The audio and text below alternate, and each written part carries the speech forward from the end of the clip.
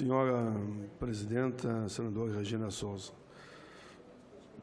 A relatora principal, senadora Fátima Bezerra, eu passo a ler o relatório por ela feito e vou direto ao início do relatório e, consequentemente, a análise. Vem ao exame dessa comissão a sugestão número 10 de 2015 da Associação Nacional dos Petroleiros, a ANPP, com REPEF Nacional. A sugestão contém minuta de proposição legislativa que visa conceder anistia aos ex-empregados demitidos políticos com ou sem incentivo das empresas públicas e sociedade de economia mista sob o controle da União, dentro do entendimento que o respeito ao empregado público concursado foi atacado no seu ambiente de Estado. A minuta da proposição é composta por 8 artigos. Aqui vou destacando. O artigo 1º prevê anistia à reintegração do ex-empregado das empresas públicas e sociedade de economia mista que foram demitidos com ou sem incentivos, sem justa causa e sem acordo coletivo. Artigo 2 estabelece que a reintegração ocorrerá mediante a apresentação de requerimento fundamentado no prazo de 180 dias contado a partir da data da publicação da lei oriunda da proposição. Artigo 3º dispõe que os empregados reintegrados ocuparão os mesmos empregos por eles ocupados anteriormente ao emprego compatível. Artigo 4º estabelece uma ordem de prioridade de retorno ao trabalho de acordo com a situação dos empregados reintegrados. Artigo 5º prevê que o retorno ao serviço é condicionado à devolução do incentivo sem ser registrado na rescisão. É considerado a devolução do incentivo ser registrado na rescisão. Artigo 6º e 7º dispõe que a anistia só gerará efeitos financeiros a partir do efetivo retorno do empregado à atividade em que as despesas decorrentes da anistia correrão à conta das dotações orçamentárias de cada entidade. Artigo 8º estabelece o início da vigência da lei na data da sua publicação. Depois temos a análise. O ponto central da sugestão sob exame reside na questão da estabilidade dos empregados das empresas estatais, empresas públicas e sociedade de economia mista, cuja relação empregatícia é disciplinada pela nossa CLT. Segundo o documento da ANPP, esses empregados possuiriam uma estabilidade atípica decorrente das especificidades da sua relação com as empresas estatais.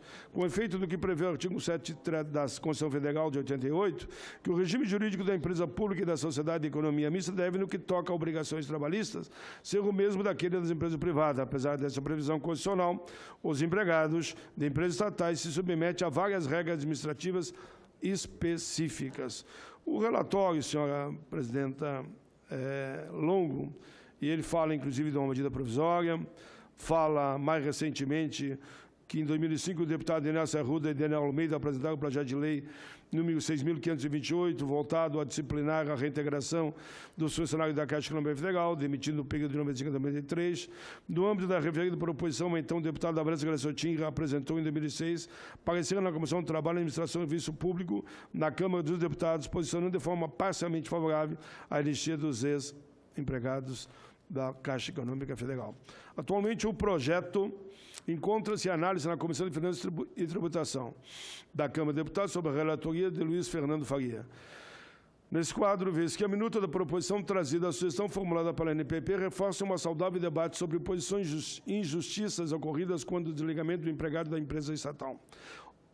Obviamente, há vários aspectos do tema, como as categorias de ex-empregados que fazem jus à reintegração e as regras sobre devolução de incentivos eventualmente recebidos na demissão, que merece uma discussão profunda. De toda forma, o Parlamento é o local adequado para que essa discussão se desenvolva de forma profícua e para que o exposto ao debate público, a proposta possa amadurecer e, eventualmente, se converter em parte do ordenamento jurídico nacional. Dessa maneira, diante da evidente relevância do tema e entendidos os requisitos formais de admissibilidade previstos no artigo 1º de 2006 dessa comissão, deve a sugestão ser aprovada com pequenas correções para aprimorar a redação de alguns dispositivos. Por fim, ressalto o caráter preliminar de exame e hora realizado devendo a constitucionalidade, a juridicidade e o mérito da proposta a serem analisadas nas comissões pelas quais tramitar a proposição. Voto. Antes exposto, votamos pela aprovação da sugestão número 10 de 2015 para que passe a tramitar com o projeto dessa comissão nos termos da proposta aqui descrita. Esse é o relatório, senhor presidente. Obrigado, senador Paim. Relator ad hoc do projeto, sugestão número 10 de 2015. Em discussão a matéria. Não havendo quem queira discutir, em votação.